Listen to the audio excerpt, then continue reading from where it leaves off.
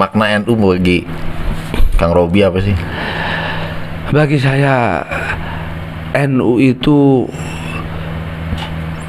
cara kita untuk mengenal Tuhan dengan asyik gitu.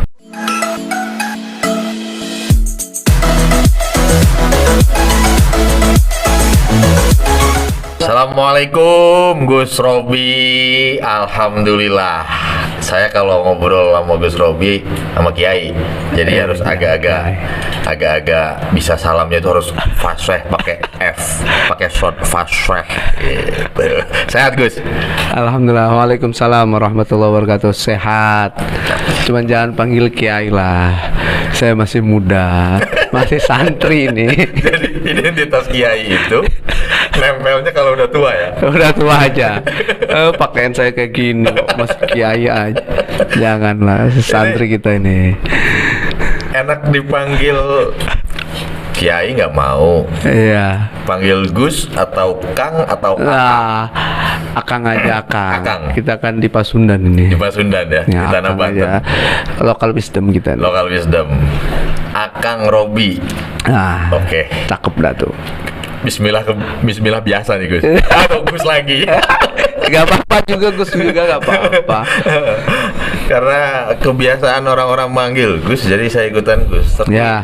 saya juga penasaran kan jadinya. Ya. Sebenarnya nyamannya dipanggil apa? Karena ini orang Banten. Dulu kalau di rumah saya tuh AA panggilnya. AA. Tapi pas kecil juga nggak mau saya. Senengnya dipanggil Robi aja. Dipanggil Robi. Iya, kalau ada teteh santri putri manggil AA itu biasanya saya lemparin gitu. Iya, kalau di Banten itu kan apa ya, kalau berbicara identitas panggilan ya Gus, manggil ke para anak kiai misalkan, kalau di Jawa Timur jelas Gus. Kalau di Banten ini manggilnya Akang dan AA. Di Banten, di Jawa Barat lah, Kang, Akang dan AA. Tapi kan di panggilan di umum juga nggak ada bedanya kan, nggak ada kekhususan sebetulnya. Iya. Jadi nyamannya dipanggil apa? Apa aja deh. Apa aja. Yang penting malam ini kita nyaman.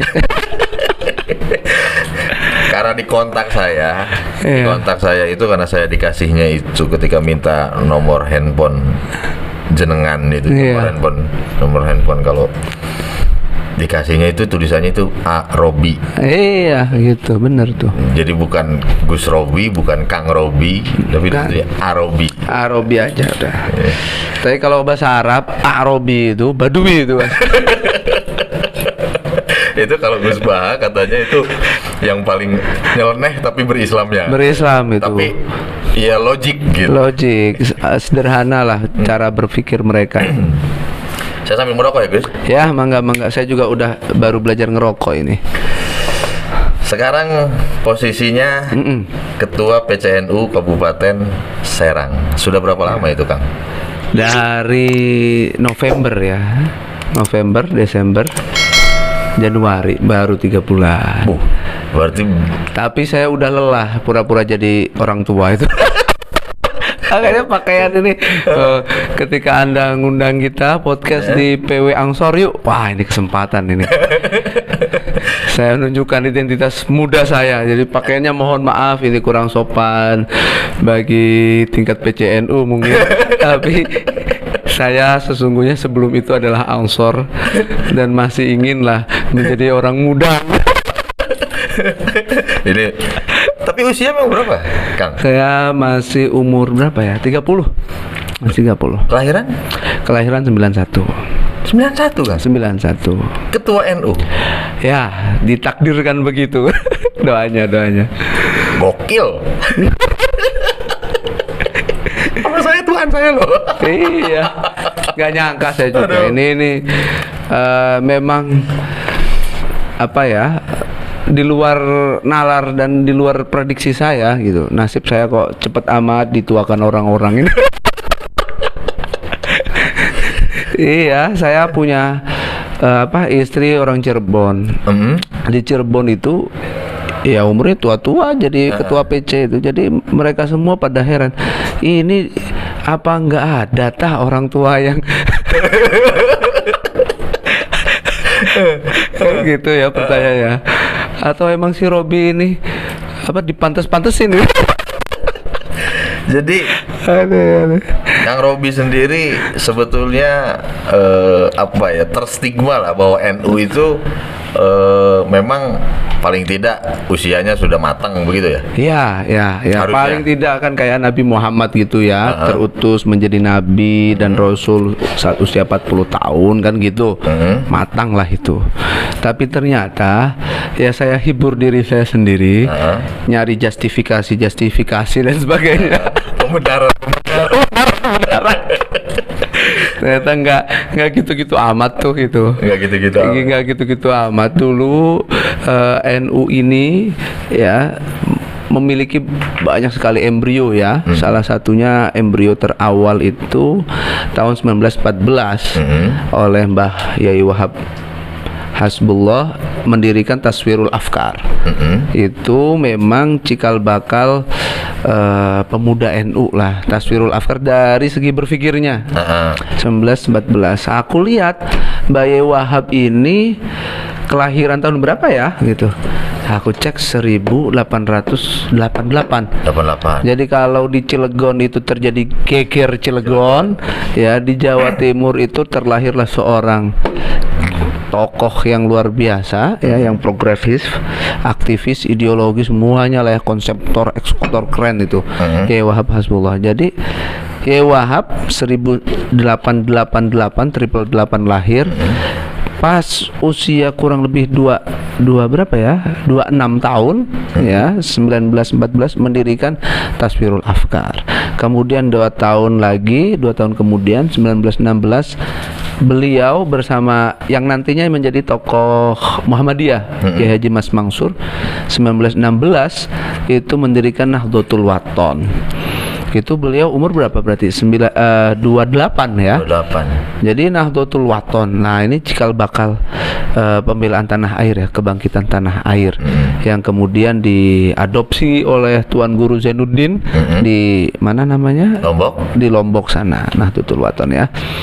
Itu juga usianya masih muda, 28 tahun Mbah Yai Wahab itu. Kemudian lagi Syubanul Wathon. Nah, itu 1924 ya, umur beliau masih berapa, 36 tahunan lah. Saya kira ternyata banyak juga kok yang masuk NU muda sekali. Contoh lagi abahnya Gus Dur, Kiai Wahid Hashim, itu juga masih muda. Masih umur berapa ya beliau masuk itu ya? 29 tahun kayaknya, bergerak, kalau nggak bergerak sebagai bahkan beliau Menteri Agama pertama sampai ke berapa, terus juga belum umur 40 tahun sudah menjadi ketua NU. Jadi menurut Kang Robi itu usia muda itu tidak menjadi penghalang lah untuk akhirnya mengurus NU. Setelah saya ngaji lagi sejarah tokoh-tokoh NU kita itu ya banyak lah yang seperti kita ini NU ya Idam Khalid lah gitu, Mas. Idam Khalid itu ketua PBNU terlama loh. Ya. Itu umur 35 tahun mimpin NU. 35 sampai 63, dari muda sampai kakek beliau mimpin. Tapi saya nggak mau lama-lama lah.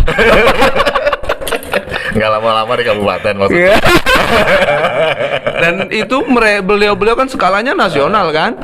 Kalau saya masih skala kabupaten kecil sekali. Jadi saya pribadi masih jauh sama beliau ini. Tapi Kang Robi ini kan usia boleh muda, tapi pengalaman ini luar biasa, apalagi pengalaman keilmuan. Ya, biasa di luar.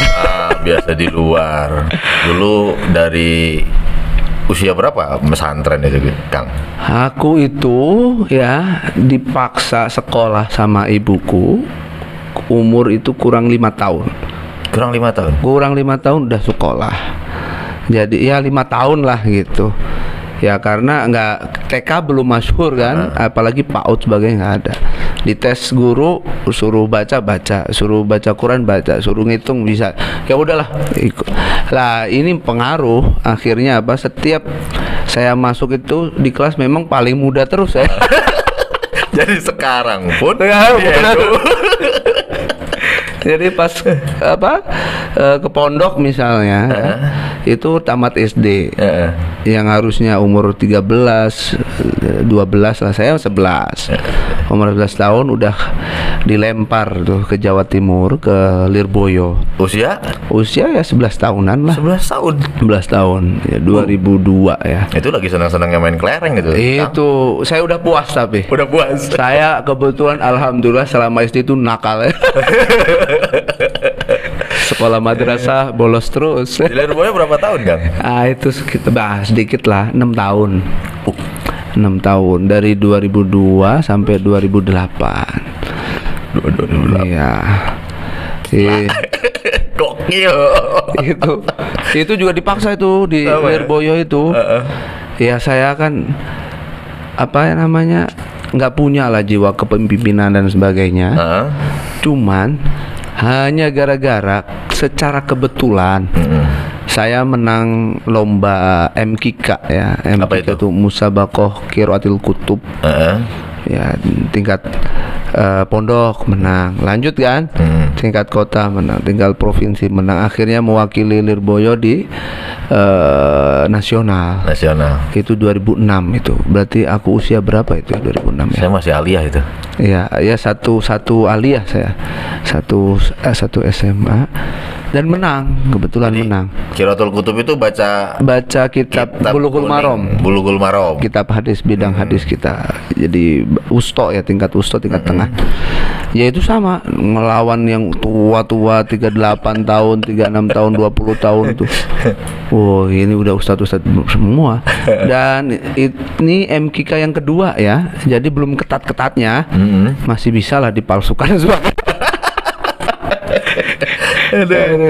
Jadi lawan-lawan saya, waduh. Jadi kebetulan yang saya baca itu sebelumnya sudah saya baca, jadi menang lah. Ya. Untung ya. Mungkin yang lain nggak baca gitu. Gara-gara menang itu akhirnya saya dipaksa jadi koordinator bidang pendidikan di pondok pesantren. Nah, tahun depannya lagi, tahun terakhir saya khidmah di pondok itu, dipaksa jadi lurah pondok. Waduh, itu kayak ke neraka itu. Di Lirboyo. Di Arisalahnya ya, di unitnya gitu. Lirboyo pondok besar, jadi banyak sekali aneka ragam jenis pondok-pondoknya. Salah satunya Arisalah. Pondok pesantren Salafi Terbadu Arisalah. Itu terima kasih sekali kepada pengasuh kita, orang tua kita, Ma'ruf Zainuddin, Bunyai Aina Ainul Mardiah. Itu benar itu jiwa kepemimpinannya, kedisiplinan. Walaupun saya sampai sekarang belum disiplin. Beres itu kuliah ke Yaman. Nah, itu kuliah pesantren, sekolah atau kayak Gus Dur aja nonton TV. Apa kayak Gus Dur nonton bioskop? Ngenet mulu. Iya, jadi 2008 terbanglah kita ke Yaman. Awalnya saya ini dikhawatirkan oleh guru-guru SMA nggak lulus, Mas. Ya karena kan ngurus santri ya, malam itu kadang rapat, ya kayak gini lah, suka bergadang gini. Jadi pas sekolah itu tidur mulu kan, ini Robi lulus enggak, ini dulu kan masih ketat ujian itu, ujian nasional 6 pelajaran kan. Tapi untungnya saya juga lulus, cuman nomornya paling akhir rankingnya itu. Yang penting lulus lah. Yang penting lulus. Tapi alhamdulillah, ya berkah khidmah ya. Justru walaupun terakhir saya lulus, maksudnya nomor terakhir, yang pertama mendapatkan kejelasan dapat universitas itu saya. Kita tes utul ujian tulis UGM. Saya lulus itu di UGM. Wah, nggak nyangka. Itu ini yang ke sini. Gus. Yang ke sini. Ya, sorry. Ini. Ya. Nah, di UGM ngambil apa?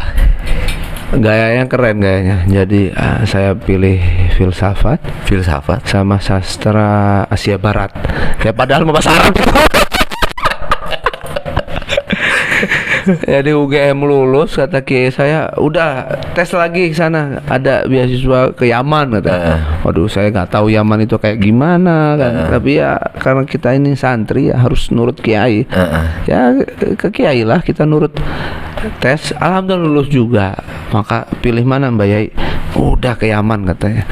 UGM ditolak ya? UGM nanti aja sastra Arab, ini ke Arab ya, ke Arab aja kalian ya. Itu 2008 ya. Terus di Yaman itu berarti usia berapa? Di Yaman itu usia berapa ya? Usia berapa kira-kira? 2008 kurang. 17 ya? 17 ya, 17 dari 91, 17 mungkin ya. Berapa tahun tuh di Yaman? Di Yaman 5 tahun. Sampai 2013. Itu juga sama itu. Jadi walaupun kelahiran 91 tapi pengalaman kalah saya. Enggak juga. Walaupun selisih 2 tahun, saya 89 Kang. Iya.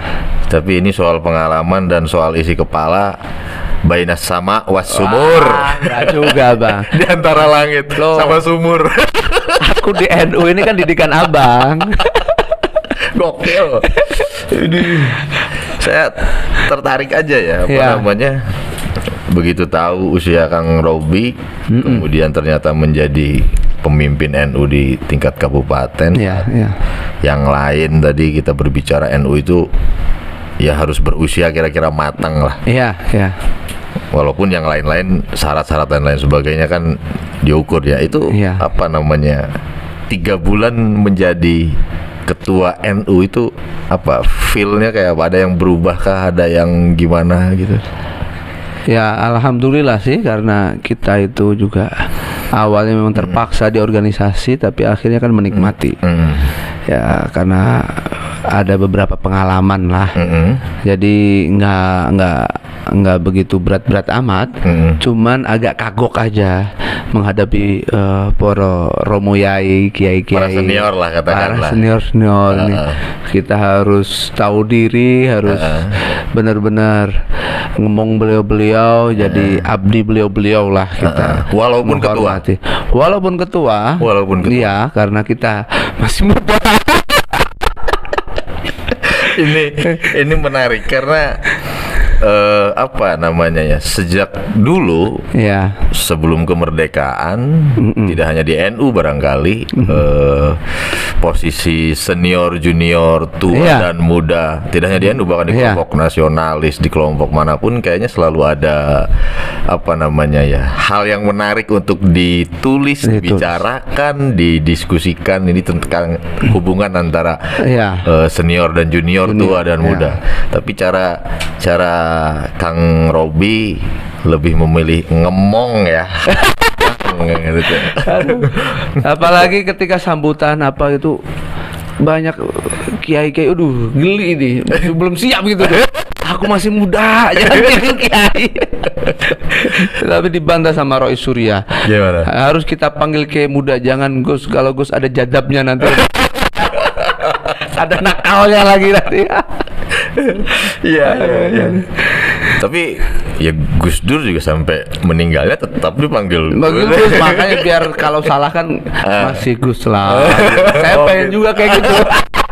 Tolong dong. Jadi aku baca Bang, jadi asal usul kenapa di NU ada Syuriah Tangfidiyah, itu yang konsep itu ya Mbak Ye Wahab Hasbullah. Jadi Syuriah itu tempatnya para kiai yang tua-tua, Tangfidiyah itu yang muda-muda. Kira-kira gitu lah. Aku menemukan pembenaran di sini. Jadi aku di Tangfid ini ya, itu berarti mengembalikan, menyegarkan kembali tujuannya Mbak Ye Wahab Hasbullah itu. Oke. Ini apa namanya? Kayaknya minjem ruhnya Mbah Wahab lagi. Jadi kita Fatihain menghadirkan Mbah Wahab di Kabupaten Serang. Di Kabupaten Serang. Kalau biarkan Gus Yahya menghidupkan Gus Dur, kita menghidupkan Mbah Wahab aja. Aduh. Ini Harlah NU. Ya, alhamdulillah. Apa yang mau ada program khususkah untuk Harlah NU tahun ini? Kalau saya masih ibaratnya itu pasang kuda-kuda dulu. Pasang kuda-kuda. Belum bisa meriah-meriah amat. Ya. Kenapa? Karena masih mencari pola dan langkah yang strategis gitu tuh. Ada di otak ini ada. Tapi untuk merealisasikannya perlu beberapa langkah dan pendekatan gitu. Dan itu yang masih aku cari sama teman-teman ini. Dan alhamdulillah sih beberapa sudah ya. Jadi umpama khayalanku ya. Ini kan udah semuanya lah, apa tuh Mark Zuckerberg tuh ngomong apa, metaverse dan sebagainya, dunia paralel sebagainya. Spiderman. Nah, NU ya apalagi sekarang ini saya yang muda ini harus hadirlah di dunia seperti itu. Makanya aku sekarang kesini juga lagi belajar studi banding dengan PW Ansor. Luar biasa. Yang sudah punya terhormat sekali kita. Podcast kayak gini kan. Wah, kantor PCNU juga harus ada podcast kayak gini ya kan. Iya, harus ada. Jadi anak-anak muda diajakin ya, karaokean tapat yang penting nilai NU-nya dapet gitu. Jadi karaoke-nya qosidah dong. Jadi apa ya, dakwah kembali ke dakwah Wali Songo lah yang lebih substantif gitu. Jangan sekedar nama Islami tapi isinya itu kan kurang. Mendingan namanya apa tapi isinya benar-benar Islami kan gitu. Iya. Aku juga mau bikin apa namanya? Bukan koin ya, koin kan kotak infak NU. Kita kalau dulu pendekatan konvensional sekali kan, setiap acara diputerin tuh kotak infaknya. Bahkan ada sebagian PC itu saya amati kotak itu ditumpangin, dititipin ke warung-warung sebagainya kan.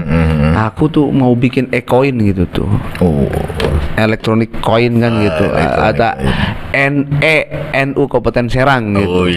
Jadi digitalisasi semua gerakan, semua penataan organisasi kita sebagainya. Aku masih ada beberapa ada jasa yang menggratiskan ini, tapi masih saya pelajarin terus gitu tuh. Masih kita. Kalau tadi matengin. Berarti selain Taswirul Afkar tadi berarti ada sisi Nahdlatul Tujarnya kira-kira. Nah, sisi Nahdlatul Tujar juga harus kita bangkitkan. Ya, tapi juga belum lagi kesadaran politik warga NU di Kabupaten Serang harus disadarkan, harus hati-hati juga lah karena kita mau pesta demokrasi kan 2024. Itu ya beberapa itu sudah mulai gayanya mendekat dan sebagainya harus kita tampung. Iya, karena semuanya lah harus kita apresiasi, akomodasi dan mudah-mudahan NU kita bisa menyapa semua warga masyarakat di Kabupaten Serang. Tidak hanya NU saja ya, tidak hanya Nahdien, tapi saya ingin semua umat Islam di warga Serang, semua umat non Muslim di warga Serang merasakan indahnya NU gitu. Satu kata kalau misalkan makna NU bagi Kang Robi apa sih? Bagi saya NU itu cara kita untuk mengenal Tuhan dengan asyik gitu. Dengan asyik. Iya, cara kita menjalani hidup ini dengan bahagia. Cara kita menjalani perintah Tuhan, agama ini dengan penuh kasih sayang gitu kan. Bukannya tambah nyalahin ngotak-ngotakin surga kan gitu.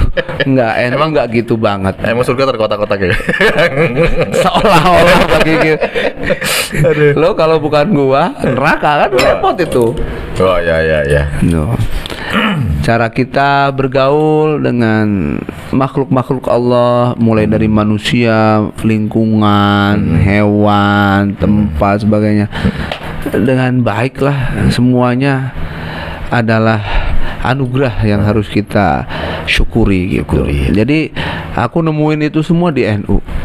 NU juga memaksa potensi-potensi kita, bakat-bakat kita agar lebih maksimal lagi. Ini gitu. Berbicara memaksanya di mana? Soalnya kalau gak dipaksa nih, tertidur terus itu. Oke. Kayak aku bawaannya serius bang. Ya dari sampai sekarang masih serius. Ini kendala aku ini. Ketika bikin sambutan dan sebagainya, nggak ada kocaknya sama sekali. Itu kan maksa aku. Ini gimana ini? Ini kadang ini apa jamaah ini paham nggak ya? Kok nggak ada? Itu urusan lain lah. Itu aku lagi maksa diriku ini supaya dikit-dikit ngocak apa biar selalu ngopi dulu kan? Iya. Santai. Ini mana pisang gorengnya nih? Godoh cau. Kalau kata ketua PW itu godoh cau itu ya. Godoh cau. Mantap. Alhamdulillah. Nah ini local wisdom. Local pride. Jadi kita harus apa namanya? Ini harus dijaga juga karena tradisi kan. Tradisi dan kultur. Terus memaknai NU yang begitu dalam dan lain sebagainya tadi panjang sekali. Kalau berarti kan kepengurusannya periodisasinya Kang Robi ini sampai NU berusia satu abad ya? Sampai satu abad. Cuman gini, artinya Kang Robi salah satu orang yang bertanggung jawab menyiapkan satu abad NU. Menyongsong satu abad. Ini abad berat sekali ini musibah bagi saya. Iya kan? Iya. Apa yang ada dalam pandangan Kang Robi terkait dengan satu abad? Hanya angka kah? Hanya apa? Atau sesuatu yang biasa aja atau sesuatu yang memang harus disambut? Ini sesuatu yang wow sekali, wow banget ini, pakai banget ini. Jadi ya tadi lewat pembacaan sejarah dan sebagainya, ternyata banyak istilahnya itu pengkaburan, pembiasan di NU ini yang perlu kita segarkan kembali. Tirai-tirai bias itu harus kita singkap lah, kita bersihkan lagi. Jadi istilah usulinya itu tajdid gitu tuh, harus ada pembaharuan. Apa itu istilah usuli itu maksudnya gimana tuh? Istilah usul fikihnya itu harus ada pembaharuan di NU ini agar bukan mengganti baju baru, bukan cukup mencuci baju NU yang sudah lapuk dengan backline lah, dengan apalah, biar bersih lagi, biar kinclong lagi gitu loh, biar hijaunya itu terlihat. Gitu. Nah, pembaharuan ini harus didasari dengan kesadaran kolektif, harus dengan gerakan kolegial bareng-bareng gitu. Ayo memandirikan diri sendiri dulu, memandirikan jamaah juga, memandirikan jamiah juga. Itu, dan juga kita berjalan sesuai dengan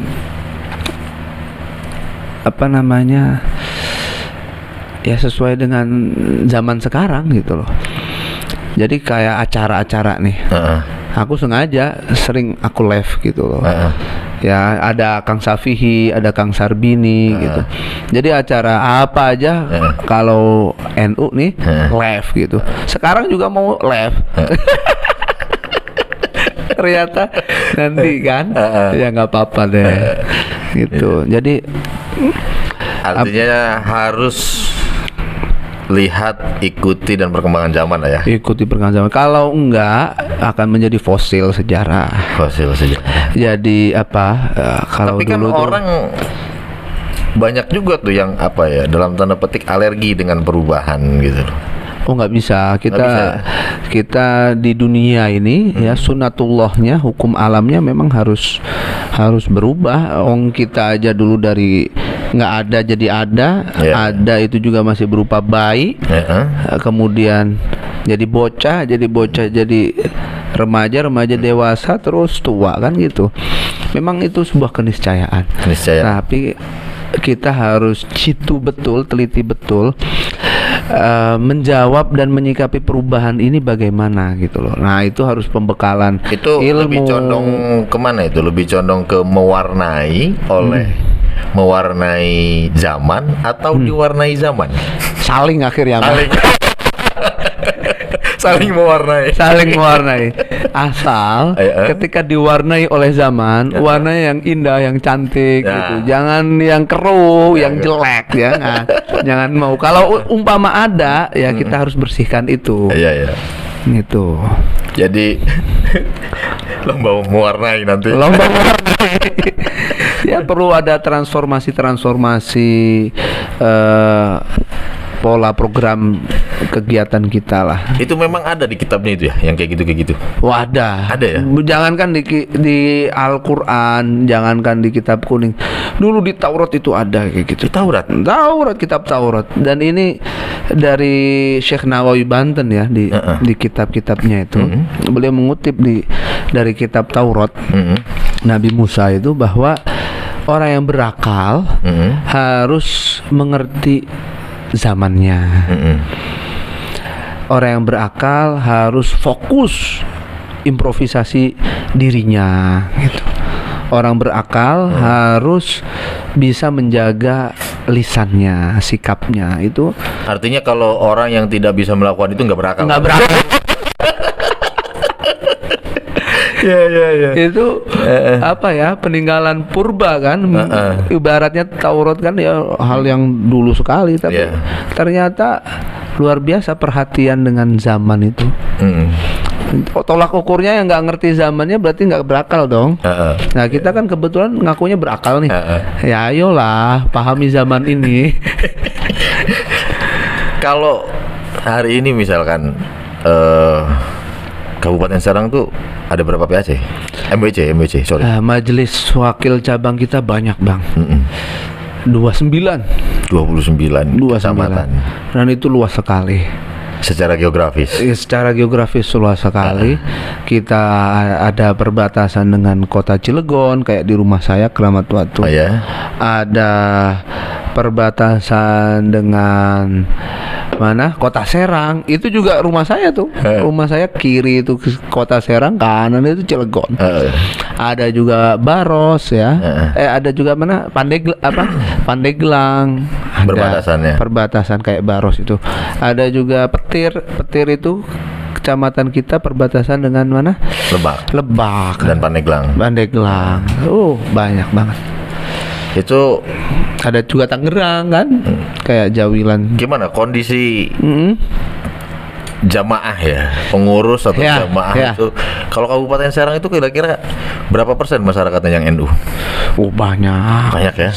Saya klaim aja. Karena kita salah satu program utama kita juga sensus ya. Sensus warga. Bukan survei ya. Bukan, sensus dulu. Sensus. Cuma berat loh itu. Namanya juga masih muda. Jadi ngayalnya itu beneran. Itu sensus itu ya masih belum, makanya sekarang masih klaim aja. Ya kira-kira berapa ya? 80% lah. 80% warga muslim di masyarakat ini, di masyarakat Kabupaten Serang NU lah. Cuman masalahnya sebagian besar itu masih sekedar amalia. Mereka masih antipati dan nggak mau paham tentang fikroh kita, harokah gerakan kita, masih belum paham gitu loh. Sehingga kadang tidak seirama antara jamaah dengan jam'iyah. Ya, jadi program-program kita kadang masih dianggap manfaatnya apa sih gitu tuh. Jadi kadang-kadang mungkin masyarakat butuh yang konkret mungkin. Iya itu, jadi yang manfaat langsung baru mereka gembira. Tapi untuk langkah-langkah yang ambigu, yang masih belum jelas faedahnya, mereka malas. Ini baik lagi nih, 96 tahun usia NU. 1926 ya, 1926 ke 2022, 96. 96 tahun. Itu usia muda, setengah tua atau tua?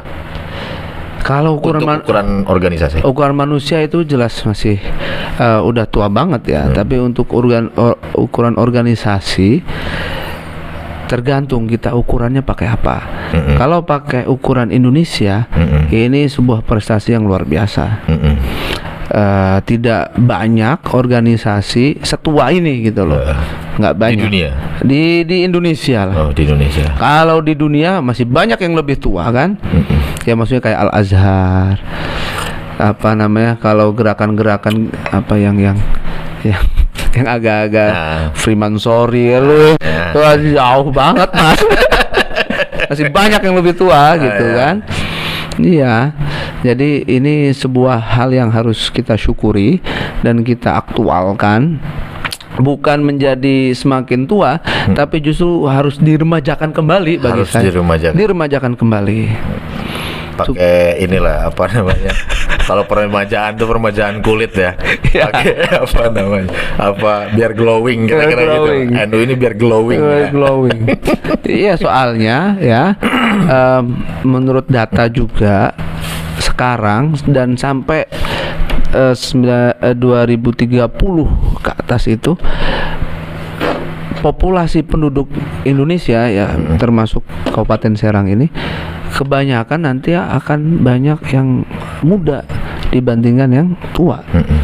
Nah itu kan perlu jawaban dan apa namanya gerakan kita yang NU ini harus juga muda lah gitu. Kalau hubungan dengan organisasi-organisasi yang lain atau dengan stakeholder pemerintah itu selama 3 bulan ini gimana? Oh alhamdulillah baik sekali. Ya. Mereka ngelihat kita yang muda menimbun banyak harapan. Udah masuk tuh. Udah harapan. Waduh, itu juga beban ya sebenarnya. Tapi insya Allah lah karena saya ditemani oleh orang-orang yang luar biasa bagi saya. Ada Rois Syuriah kita, Abah Khudar Yusuf itu orang yang luar biasa sekali. Setiap acara lebih awal hadirnya daripada saya yang muda. Parah ini. Ada Abah Untung masih muda deh. Oh, jadi disalahin ya kan. Oh, malamnya bergadang anak muda ini. Ada Abah Katib kita, kan Abah Febrianto. Itu juga Kabak Kesra. Jadi pendanaan itu mudah-mudahan.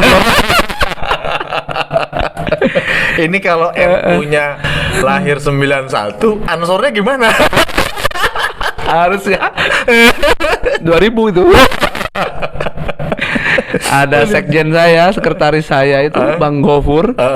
Itu kan luar biasa juga itu. Nggak tahu definisi dia itu mantan politisi atau masih politisi. Ya jelas sekarang dia ngedosen kan. Ngedosen. Jadi Pak dosen sekarang. Pak dosen. Jadi kalau dari sisi SDM kepengurusan itu dari berbagai macam latar belakang lah orang-orang. Berbagai macam berbagai lah. Dari kumpulan dari kiai yang punya pesantren, ustadz ya yang nggak cuma ustadz ya, tapi luar biasa mereka perannya di masyarakat. Kemudian juga akademisi. Ya dokter banyak itu, dakatir itu, terus juga birokrat ya ada juga. Ini kumpulan semua karena saya meyakini NU ini ya perwujudan dari embrio-embrio sebelumnya. Ada Taswirul Afkar itu menggambarkan akademisi, ada Nahdlatul Wathon itu pembela tanah air ya. Ada juga Nahdlatul Tujar itu kan saudagar. Bendahara saya itu orang-orang kaya itu. Pak Bendahara, sini. Saya juga mau deket sama Bendahara. Tinggal mereka ini mau nggak gitu kan nyumbangin hartanya, walaupun secuil tapi itu pasti sangat berharga tuh. Ya terlebih mungkin Kabupaten Serang ini spesialnya kan ada Tanara ya. Ada Syekh Nawawi Tanara, alim ulama. Ada Wapres. Ada Wapres. Makanya mudah-mudahan beliau bangga gitu. Ya. Dan ngebantu mensupport semua kita ini. Karena Syekh Nawawi Tanara ini kan fotonya ada di belakang. Iya. Iya, Nawawi. Ilmuwan ya, ilmuwan pesantren, ilmuwan, penulis produktif, pendidik yang super sukses ya, dan juga beliau itu visioner, saya kira. Apa contohnya? Contohnya tadi itu ya, bahwa beliau itu tidak secara langsung membuat perlawanan kepada penjajahan kolonialisme, enggak. Beliau lebih ke penyediaan sumber daya, infrastruktur yang kuat, sehingga dengan infrastruktur ini secara otomatis bisa menggulingkan kolonialisme itu. Beliau siapkan ulama-ulama, penggerak-penggerak kemerdekaan. Beliau siapkan juga ilmu pengetahuannya, perangkat-perangkatnya melalui kitab-kitabnya, ya kan? Beliau siapkan juga supranaturalnya, ya, sisi spiritualnya itu. Kayak apa tuh? Doa-doanya. Saya mau tuh. Coba kita amatin karya-karya beliau itu. Setiap beliau mengenalkan dirinya, ya, fayaqulu al-faqir, al-hakir, yang tidak pernah yang sedang diterkam gundah gulana dan sebagainya. Beliau curhat di situ. Padahal beliau kalau lihat kehidupan personalnya ya, di Mekah sana udah sejahtera sekali. Udah sejahtera. Beliau punya istri yang juga seorang bisnismen ya, jualannya sukses. Beliau juga punya maktab untuk melayani para jamaah. Dari dulu masalah urusan haji itu pasti nyugihaken, mengkayakan pasti. Tapi beliau masih merasa sedih. Kenapa? Bukan ngelihat yang beliau rasakan saat itu, tapi beliau merasakan anak-anak bangsa beliau yang di tanah Jawa, Banten, semua Nusantara ini kan. Kalau memilih di antara tiga tadi, pendidikan, ya, saudagar, ekonomi, dengan pergerakan, mana yang lebih dulu harus dan urgent di Kabupaten Serang? Saya kira pendidikan. Pendidikan dulu. Itu juga yang dilakukan di NU maksud saya ya. Iya, di NU itu kontekstualisasinya, apalagi yang di Banten ya, di mana namanya, di kita ini di Kabupaten Serang ini masih kurang kontekstualisasinya itu. Ya tadi bahasa mudahnya penyegaran, permajaan, ya konstruksinya sebagainya masih kurang sekali. Ya kadang aku ya sempat ini juga sih satu sisi memaklumi, satu sisi geli gitu. Ya ada maksudnya itu pesantren-pesantren ini ya, apalagi yang masih terjangkit organisasi yang padahal sudah dibubarin kemarin itu, ya kan? Itu kok anti pemerintah gitu kan? Padahal masih ada itu ya? Masih ada. Padahal mereka dengan sukarela seneng banget, apalagi malam Jumat umpama ya, ziarah ke Sultan Maulana Hasanuddin. Padahal itu pemerintahan dulu. Padahal beliau dulu Sultan ya pemerintah saat itu kan. Kan lucu itu. Gayanya anti pemerintah, tapi menziarahi pemerintah. Iya. Ya mungkin alibi mereka, ya dulu zaman Sultan pemerintahannya keren, bagus, sesuai ajaran Islam. Sekarang kagak. Kata siapa kan gitu. Iya. Artinya tetap urusan pendidikan itu utama pertama, dan juga banyak sekali tantangannya ya. Banyak sekali tantangannya. Jarang sekarang itu pesantren yang mencetak bisa baca kitab kuning umpama, lebih jarang sekarang. Lebih banyak lagi yang hafidhoh, mencetak hafidhoh itu banyak. Tapi ketika ditanya hafalannya, artinya apa, tafsirnya apa, sebagainya, masih ngandelin terjemah daripada tafsir berbahasa Arab langsung. Mungkin sekarang udah ngandelin Google kali. Nah, apalagi itu ngandelin Google. Oke Kang, closing statement. Ya. Kita di penghujung acara. Kira-kira apa yang ingin unek-unek di luar pertanyaan? Iya. Di luar pertanyaan saya, obrolan kita malam hari ini, apa yang disampaikan sebagai closing statementnya Kang Robi ini untuk anak muda terutama? Iya. Ya, untuk anak muda jangan berhenti membaca, ya, baca semua yang bisa dibaca, tidak hanya buku, perkembangan zaman ini, peristiwa-peristiwa, fenomena-fenomena. Kalau salah baca, pandangan-pandangannya nggak apa-apa, salah baca, yang penting jangan berhenti aja bacanya. Gitu ya? Iya, jangan titik udah berhenti, jangan terus aja.